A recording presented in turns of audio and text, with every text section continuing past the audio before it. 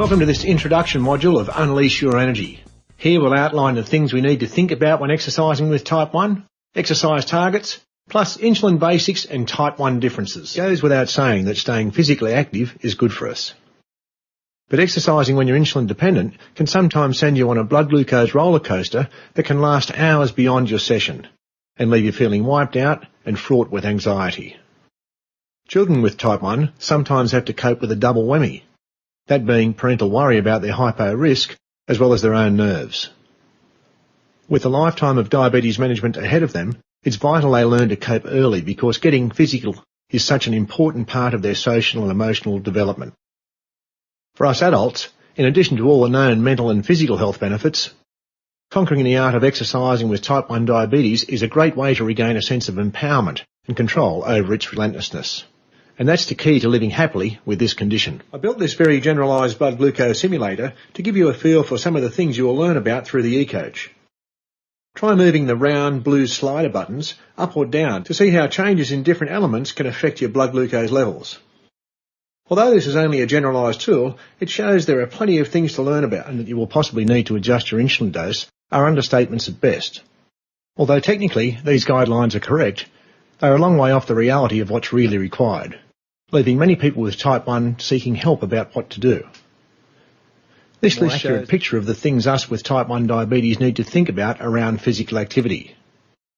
Given there's a lot of trial and error involved in managing diabetes, it's no wonder our emotions can range from elation when we get it right to sheer frustration and disappointment when things don't work out the way we hope or expect. The only people who think exercising with type 1 is simple don't have it. With so many things to consider, it can sometimes feel like you're looking into a crystal ball, hoping for a random chance of success. I know this was the case with me in my early days of having diabetes. The eCoach program is designed to teach you about why different things happen during and after exercise.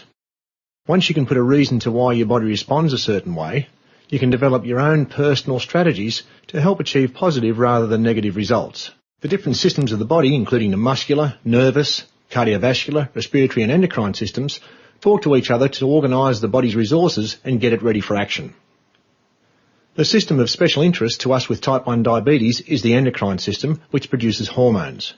When we eat carbohydrates, our blood glucose level or concentration increases.